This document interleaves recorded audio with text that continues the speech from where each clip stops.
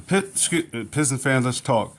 The Pistons are 3 moves away from being a contender. Let's say a turnaround, rebuilding team from being a rebuilding team to being a turnaround. I want to call it a Cinderella team from being a contender. They are 3 moves away. The first one is this next stretch of 20 games, which I project them to go 500. 500 plus. They may go plus 500, and they may get 20 wins for the season. They may get 20. They may reach 20 wins. Right now, I believe they're sitting at 8 wins.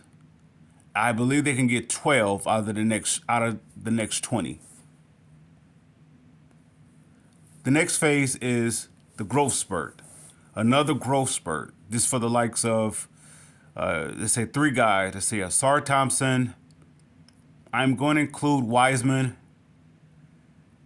And let's see. Either one of the 3, Cade, Ivy, or Duran, is going to take a next step forward. We're talking about that type of growth spurt. If one of those 3 of the core take that next step forward, that will speed up the process. If let's say if they stay where they are and they continue to grow at the steady pace that they're growing, but none of them start putting up the numbers. Let's say if Cade's number is 27-8 or 18-7-8 a game for this next out of his next 20, or within his next 10 to let's say 10 games, if he's averaging that, and let's say he take the next step forward of giving you 28-8, they would speed up the process next year of being a contender. That's what I'm referring to as a growth spurt. One of those 3, for the likes of Cade, Ivy, Duran, will have to take their next step. The next tier, you're looking at the likes of Thompson, Sasser, and Wiseman to take a next step. If both of those 2 steps merge together and they both take leaps ahead, then I can see them being a contender a lot faster. But I'm starting off with those 2 processing steps. The third step is going to be being able to get these 3 additions to the team, 3 player additions to this team. Starting off with Alex Sarr. If they get him with the number one, I'm going to say he's a number 1 consensus pick, I believe. If they get him, they are automatically a contender. Okay, if they don't get him, they will get someone similar to him. With that said, I don't believe they don't need another high contract such as a player that's an all-star.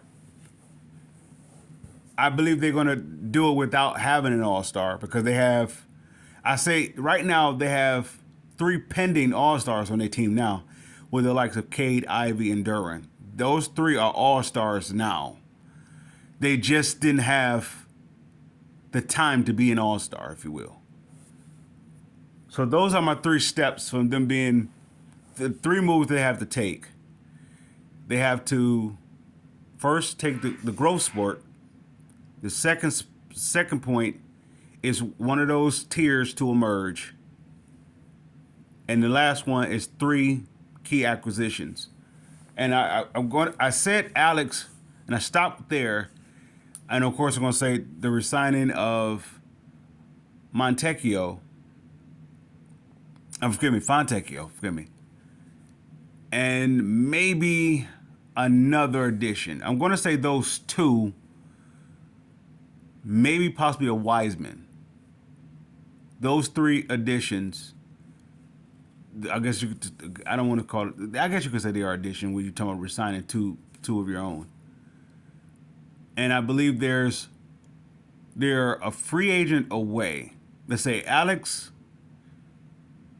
Sarr re-signing 2 players, and bringing in another player. Rather, if it's in a trade swap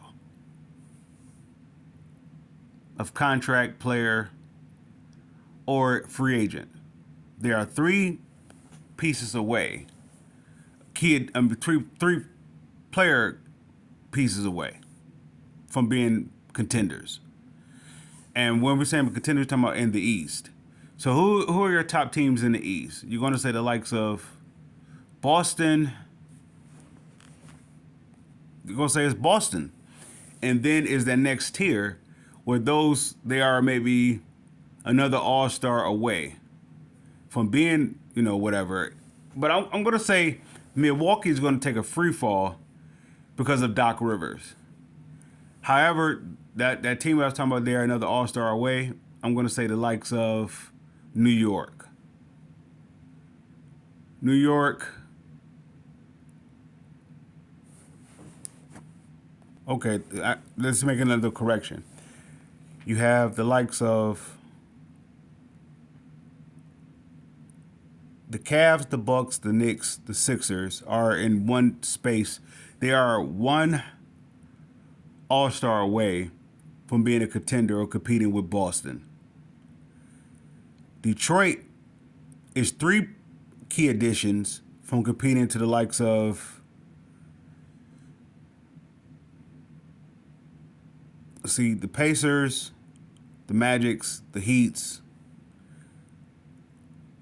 and I believe they're already those three. They're already on a level of, in my opinion, the Bulls, the Hawks, the Nets, the Raptors, the Hornets. They're superior to the Raptors, the Hornets, and the Wizards, but they're equal level to the Nets, the Hawks, the Bulls, and they're about to compete with the likes of the Heat, the Magic, the Pacers. And once again, the 76ers, the Knicks, the Bucks, the Cavs, and they are one all-star away from competing with Boston. So Detroit are 3 moves away from actually going from being the worst team in the East to being the second best team in the East. They are 3 pieces away. They are that close. If they get the likes of Alex Sarr, make one key addition to the team, and those 2 resignings, they will be in contention for it. And once again, if the likes of one of their core 5 take the next leap forward, I'm going to say Stewart is either going to stay where he is and they find someone to replace him. Either he go towards the bench or they actually trade him. But the guy that they're going to trade him for is going to have to do what he's able to do. He's the enforcer, if you will. So he's the guy. If people get pushed around or the players lose their way or the Piston way, he's the guy. He's the informer, the one who puts everything in line. So he's a necessary piece to the team. He allows Caden, Ivey, Sasser, Asar to go forward, by having a back, if you will. So they're going to have somebody to replace that if they do move on from him. If they stay with him, I don't see him staying where he is, but just being more consistent in what he is. For me, I don't see him going above what he is, but staying more consistent what he is. And then, of course, one of the core 4. I almost want to say Troy Brown and Grimes is a part of that. Maybe even Malachi. Maybe he's a part of that. But I'm going to include those 2 as a close knit. I'm going to put them on the same wavelength as a Stewart. But one of those core 5, Sasser, Sasser, Cade, Ivy, Asar, Durham. If one of those, possibly two of those, take a leap forward. Let's say if the backcourt of Ivy and Cade take a step forward, where they both giving you 16 to 18 a game, and they both are giving you 6 to 7 assists a game. Their turnovers drop down, which means the game is coming a lot slower for them. And then they're giving you 5 to 7 rebounds a game. Well, let's say 4 to 7 rebounds a game. This team would be a contender next year, according to that rate. Alex Zar, and I want to say there's a key addition that I want to look at. Give me 1 second. No, I misspoke. There's no another key addition other than Alex Zar. I expect one of their core four to emerge. If two of those core four, or possibly three, and his next 20 is going to determine that. The next 20 is going to determine if one of the core four, well, one of the core five, forgive me, one of the core five is going to emerge. I'm going to say Ivy and Cade are going to emerge. Definitely Cade is going to emerge. You're going to start to see that they can play together on a high level, on a consistent high level. So much so that it's the foundation along with Duren that you build off of. And that spark plug, or following right after that, you have a spark plug in Sasser. So this bench is going to do what the Pistons, the Bad Boys bench, or the Going to Work Crew bench have always done. Whether if you're talking about Vinnie Johnson, Buddha, Dennis Rodman, John Sally, whether you have that next five coming off your bench, next 4 to 5, or you could say Mehmet Okur, John Barry, Corliss Williamson,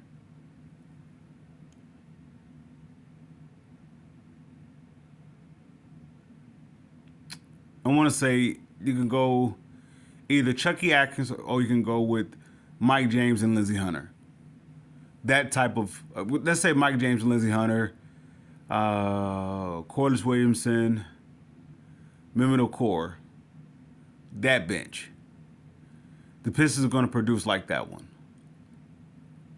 So that's my spiel for that, how the Pistons are going to turn around from being the bottom to a contender team next year. Early next year it's going to start. But in the next 20, you're going to see the indications of it. They're going to go 500. In this offseason, they may make a key addition. I'm going to say they may not have to based upon this next 20 games. Yet if they get, with all that said, if they get the number one overall and they get, well, even if they don't get the number one and they end up getting Alex Zar, they are a contender team next year. Pistons fans, I salute.